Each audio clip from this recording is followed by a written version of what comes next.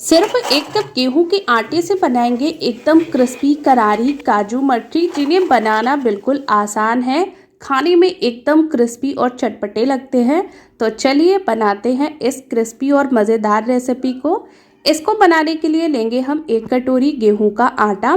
किसी भी कप या कटोरी से मेज़रमेंट करके लीजिएगा तो एकदम परफेक्ट बनकर तैयार होंगी। अब इसमें डालेंगे आधा कटोरी चावल का आटा। अगर आपके पास चावल का आटा नहीं है तो आप इसमें बारीक वाली आधा कटोरी सूजी डाल सकते हैं। अब इसमें डालेंगे अजवाइन। अजवाइन का टेस्ट मठरियों में बहुत अच्छा आता है, तो ज़रूर से डालेंगे। 2 चम्मच सफ़ेद तिल डालेंगे। आधा चम्मच कुटी हुई लाल मिर्च डालेंगे। अगर आप बच्चों के लिए बना रहे हैं तो आप लाल मिर्च को अवॉइड भी कर सकते हैं। टेस्ट के अकॉर्डिंग नमक डालेंगे और इसमें डालेंगे कसूरी मेथी। बहुत अच्छा टेस्ट आता है कसूरी मेथी का, तो वो डाल देंगे। अब हमें सारी चीज़ों को सूखा ही अच्छे से मिक्स कर लेना है। इस तरीके से सभी चीज़ों को मिला देंगे आटे में अच्छे से। अब हम इसमें डालेंगे घी। घी का मोयन बहुत अच्छा लगता है और मठरियों का स्वाद भी बढ़ा देता है, और इससे मठरियाँ हमारी बहुत ही खस्ता और बहुत ही कुरकुरी बनकर तैयार होती हैं। हम यहाँ पे डालेंगे 4 चम्मच घी। अगर आपके पास घी नहीं है या फिर आप नहीं खाते हैं, फिर आप इसकी जगह रिफाइंड ऑयल का भी यूज़ कर सकते हैं। तो हमने डाल दिया है 4 बड़े चम्मच घी और सभी चीज़ों को अच्छे से मिक्स कर लेंगे। मोयन हमें इतना देना है कि जब हम इसको हाथ से बांधें तो ये जो आटा है अच्छे से बंधना चाहिए, तभी ये हमारी मठरियाँ एकदम क्रिस्पी और खस्ता बनकर तैयार होंगी। अच्छी बात यह है कि आप इसे त्यौहार के पहले बनाकर स्टोर करके रख सकते हैं। बच्चों को स्पेशली ये बहुत पसंद आती हैं, और जब भी कोई मेहमान वगैरह आए तो आप इसे बहुत ही ईजिली चाय के साथ सर्व भी कर सकते हैं। तो हमने इसकी मुट्ठी को बंद किया तो ये अच्छे से मुट्ठी बंद रही थी, यानी एकदम परफेक्ट मोयन है। अब इसमें हम थोड़ा थोड़ा पानी डालते हुए इसका हम थोड़ा सा टाइट डो लगाएंगे। जब हम गेहूं के आटे से इस तरीके की चीज़ें बनाते हैं तो हमें इसका जो डो है वो थोड़ा सा सख्त लगाना होता है, और मैदे का तो मतलब सख्त भी होगा या फिर थोड़ा सा नॉर्मल होगा, चल जाएगा। पर अगर गेहूं का आटा गीला हो गया फिर आपकी मठरियाँ बिल्कुल भी खस्ता नहीं बनेंगी। तो इसलिए थोड़ा सा इसका हमें टाइट डो लगाना है। बस डो को अच्छा लगाइएगा, आपकी मठरियाँ एकदम 100% अच्छी ही बनकर तैयार होंगी। तो लास्ट में इसमें हमें पानी ना डाल के इसी तरीके से इसे हमें गूँथना है, क्योंकि इसमें हमने घी का मोयन दिया है तो ये अच्छे से गूँथ जाएगा। अब ना इसमें एक समस्या आएगी कि हमने इसमें चावल के आटे का यूज़ किया है, तो जब हम इसे बेलेंगे तो इसमें थोड़े से क्रैक आएंगे, लेकिन उसका भी जुगाड़ हमने आपको बता दिया है। तो वीडियो अच्छे से देखिएगा तभी आपको समझ आएगा। आटा हमारा एकदम बढ़िया से लग चुका है। अब इसे हम ढककर 10 मिनट का रेस्ट देंगे। इससे आटा हमारा एकदम बढ़िया सेट हो जाएगा। अब हम मट्ठी को बनाने के लिए बनाएंगे साटा, जिसके लिए हम लेंगे 3 चम्मच रिफाइंड ऑयल, या फिर आप घी का भी यूज़ कर सकते हैं। अब इसमें 2 चम्मच गेहूं का आटा डालेंगे और बस अच्छे से मिक्स कर देंगे।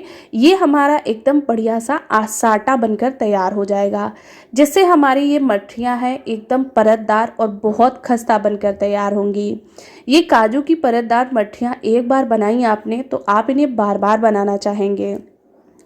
साटा बन गया है, आटा भी अच्छे से रेस्ट हो गया है।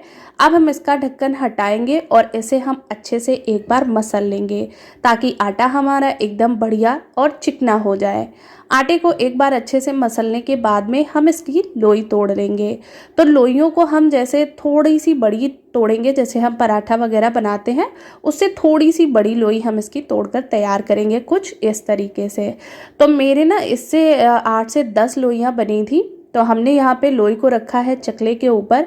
इसके ऊपर थोड़ा सा ऑयल लगाएंगे, या फिर आप इसे आटा लगाकर भी बेल सकते हैं। अब इसे जितना हो सके उतना हम बड़ा बेलेंगे।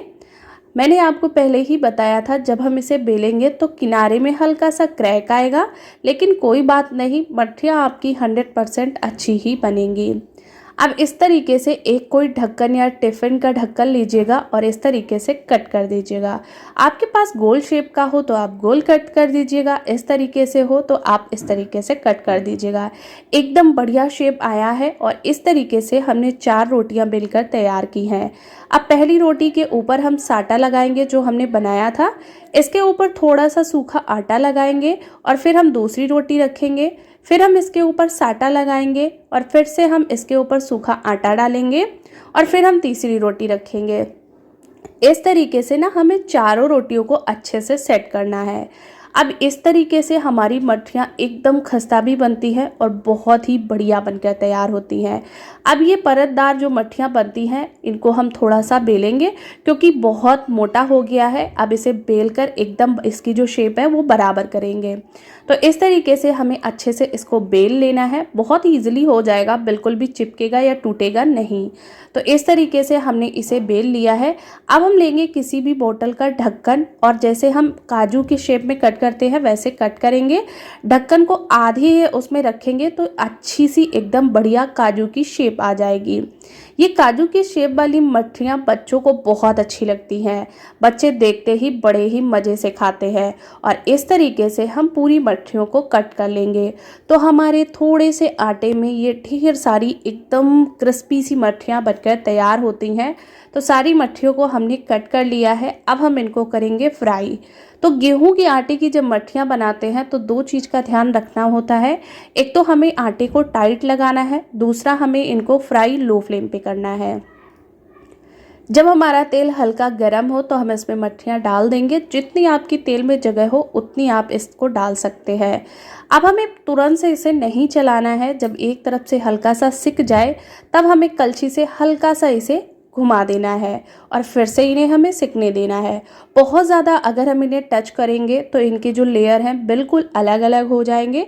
तो इसलिए हमें इनको बहुत ज़्यादा नहीं चलाना या घुमाना है। जब ये अच्छे से सिक जाएं तभी हमें इनको अच्छे से मिक्स करना है। और बस थोड़ी ही देर में ये हमारी एकदम खस्ता क्रिस्पी करारी कुरकुरी नमक पारे या फिर मठरियाँ या फिर निमकी जो भी आप बोलते हो बनकर तैयार है। ये हमारी काजू की एकदम परतदार क्रिस्पी मठरियाँ बनकर तैयार हैं, जिसे बच्चे से लेकर बड़े तक सभी बड़े ही मज़े से खाते हैं। बनाने में एकदम आसान है, खाने में एकदम चटपटे और क्रिस्पी लगते हैं। अगर आप थोड़ा सा तीखा और चटपटा पसंद करते हैं तो इसके ऊपर थोड़ा सा चाट मसाला, अमचूर पाउडर और थोड़ा सा लाल मिर्च स्प्रिंकल करके भी खा सकते हैं। इन्हें आप एक बार बनाकर महीनों तक स्टोर करके खा सकते हैं। तो दोस्तों, आज की ये टेस्टी मज़ेदार रेसिपी अच्छी लगी हो तो लाइक शेयर करना बिल्कुल ना भूलिएगा। Thank you for watching. Her her Mahadev.